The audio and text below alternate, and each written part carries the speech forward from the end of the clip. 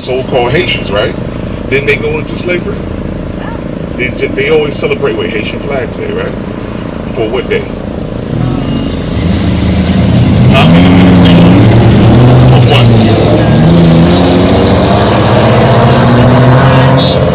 Independence from what? From slavery, right? So God is showing you, what the officer was just showing you, that they what? They led the way for what? And that happened 1804, right? Independence from slavery, from the French, right? Right. What happened in 1825, right after? Oh, they tried to. What happened? They tried. How did they try to bring you back? Give me 28 and 43. Bring it out.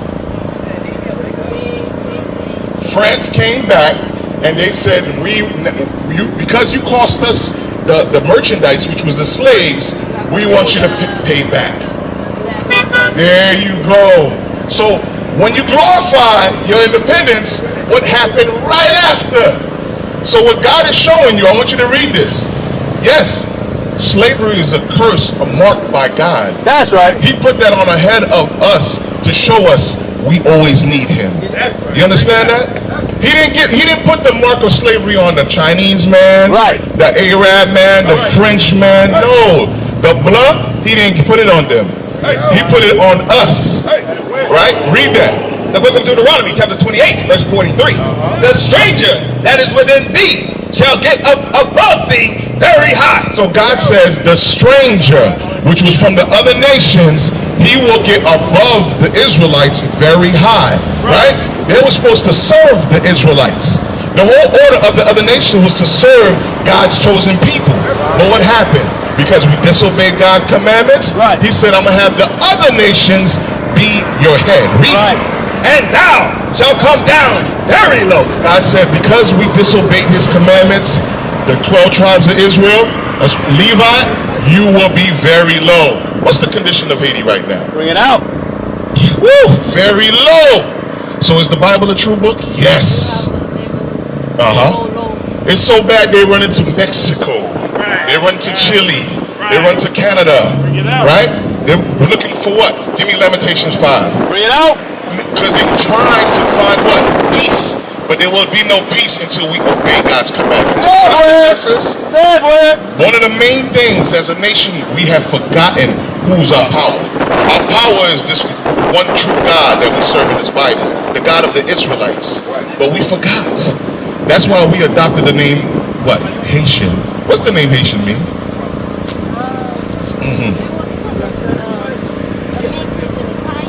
Taino, yeah. Yes. Mountainous land. Right. Land of mountains. But you don't descend from that. Like, you call yourself a Haitian, right? What did Dessalines call himself? Did he call himself a Haitian? No. He never called himself a Haitian. And he was one of the commanders of Haiti, right? And there you go. Guess what name you were supposed to have? He knew he was a Levite. He was an Israelite according to the Bible. That's right. That's what we all forgot. Give me that Isaiah. Hold that first. Isaiah chapter 65 and 15. This is what I want you to understand, sis. Okay? You have a better name. Your heritage is directly linked to the Bible. You are an Israelite. You are a princess of God. You have to remember that. But we've forgotten that. Just by looking at you, I know you forgot, sis. No? You know why I know you forgot? You're not wearing the proper dress code that a princess of God should be wearing. You understand that? That's an excellent question. Read this first. The book of Isaiah, chapter 65, verse 15.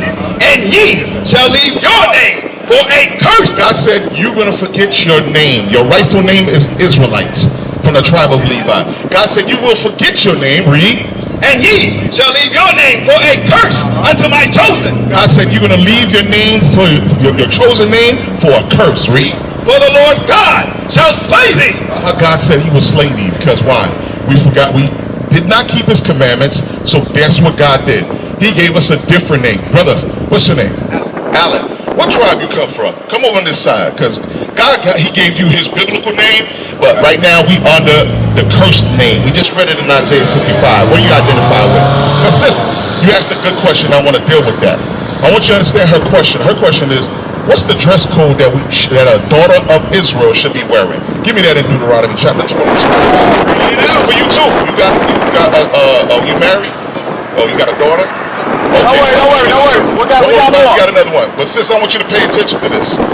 This is something that we have left for a curse. The dress code for our women, our daughters, our sisters, they have forgotten it. Read. The book of Deuteronomy, chapter 22, verse 5. The woman shall not wear that which pertaineth unto a man. What does that mean? It says the woman shall not wear, that means something you put on, right? Something that belongs to a man. What does that mean, sis? And you know this because you so-called Haitian, right? You claim to be a so-called Haitian. And the culture is, okay. All right. So you know the importance of what a woman should be wearing. So it says, read it again. The woman shall not wear that which pertaineth unto a man. Read on. Neither shall a man put on a woman's garment. So now, go ahead. No, first answer this question first, because you asked a good question. What is it that a woman should not wear that belongs to a man? My brother, that's for you too. What is it that a... Go ahead, brother. That's for you too. What is it that a woman should not wear that she has on today that belongs to a man? Answer that question. What is it, sis? Pants. There you go. Because they were invented by who? Who was it invented by? Huh? By man. So should we, with that understanding, hold on. Well, let me finish. Because with that understanding, if it was created by a man, and God put an order in the Bible that He never changed, the reason why it doesn't change, is there still dresses today? Is there still dresses? So you have no excuse to keep this commandment. Go ahead. Created by mankind. Brother, you got a flyer? Okay, good.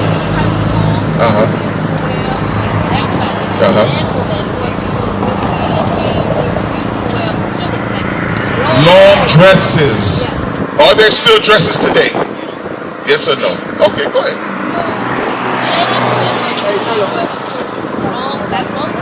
Men, there was a difference. Now I'm going to show you. Remember, you're in class today. We're going to show you the difference. Don't go. Okay. Hold on. Because what you're going to do is, hold on. This is your question. You asked a good question. We're going to give it to you. Give me Acts, 28, verse 40. Because there is pants in the Bible. That's what I know a lot of our people don't think. Oh, everybody just wore robes back then. No. God made a separation. Hold on, sis. I understand. I'm gonna let you talk, but please let us answer the question. Okay? Because remember, you didn't even know that law was in the Bible. So you knew it and you decided not to wear it. Oh, okay. Because if I'm wearing something and I still look like I am a woman, according to who?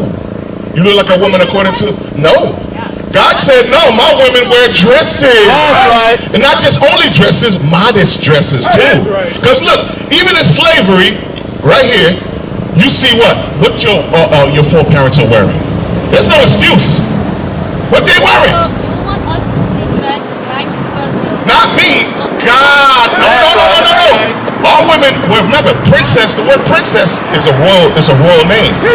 You show me a picture of a princess or queen that wore pants. Huh? You won't find it. But read this law. Hold on. Because I don't want to forget my thought. Because what happens is, a lot of times, when we rebel and we don't like the answer of God, we like to make excuses so we don't hear the truth. But today you're going to hear the truth. Let's go.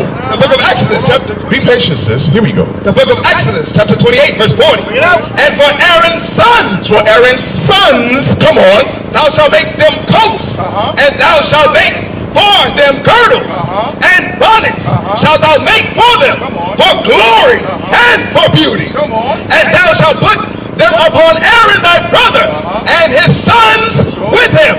and shall anoint them, and consecrate them, and sanctify them, that they may minister unto me in the priest's office. Verse 42, and thou shalt make them linen breeches. God said you have to have linen breeches. This is for the men. Read. And thou shalt make them linen breeches to cover their nakedness. Sis, what is breeches? It says linen breeches. This is the commandment. God said, hey, make sure these men have linen breeches. What does that mean? Because remember, they just came out of Egypt. Egypt, they only had the little tunic to cover. They was naked. So God said, hey, leave that fashion to the Egyptians. But when you come to serve me as my chosen people, make sure they have linen breeches. What is breeches? What is that? Pull up the definition, bro. Read that definition. There's no excuse for God. God is not an author of confusion. Oh, we'll search it for you, sis. Read. The definition of breeches. You had a question? You don't agree with it? Where you came from? That respected God's laws. And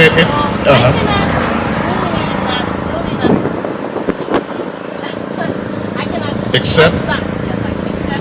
Which we can accept? Which you can accept?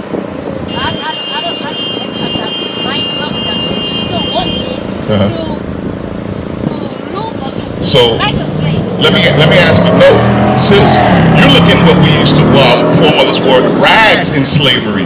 Really, they did this to you in slavery. Hold this. You see what did they do to the sisters? When you see this man half naked, what do you think the sisters was wearing? They took off your clothes, sis. What do you see in the music videos today? The sisters are walking half naked. Right. Don't you like that fashion, sis? You agree with that fashion? No. Okay, so no. I just wanted to give you a history lesson. No, I know my history. Okay, the history lesson here. No. Wait, sis. Wait a minute. Sis. No. What you don't know is when your ancestors came off those slave ships, they were naked. They took all the clothes off of them. But God said, when you serve Him, you must wear the proper uniform. His uniform is wearing your modest dresses. That's right. So, wait a minute. You telling me the dresses that's in your stores that you go shopping for, they're slave clothes? Oh, he said, stop, man. Bring it out. What it is this. Give me Romans. Romans. When they go and Hold on, before you go to Romans 12. the women were naked. The women will only wear something to cover their privates. And they have naked whatever. That's what they show you in the movies. That's the movie. You know what? Most of our people mind is television. Right. There's television. There was royalty. They wore their beautiful garments. They had jewels on them. But when our slave masters came, they took all the beautiful items. Let me ask you a question. In Haiti, listen. In Haiti, it's known for its sugar resources. What does the other nations go when they go into the country? What do they do to the Haiti's resources? What do? They do what? They took them. So any beautiful thing that your foreparents had, they took them. Right. That beautiful clothes that you wear, they took them. Right. And then what did they show pictures of? Haiti rolling in the mud. Pigs eating dead bodies. Right? Kids with flies on their face. But we know, wait a minute. I know my God, like you just said, you know your beloved God wouldn't. Let's see this. Malachi, real quick, Malachi 3:6. I know, but I want you to see God never changed his mind. When he gave the laws in Deuteronomy 22 on the dress code, your culture, he told you, wait a minute, I'm not changing the word. I never gave you the permission to change my word. Watch this, read. The book of Malachi, chapter 3, verse 6. For I am the Lord, I change not. God said, I change not. So who changed it? He never changed his mind. Meaning, I don't care how old you get, I don't care how much time goes by, you must respect the Father's words. That's right. Do you agree? Okay, go.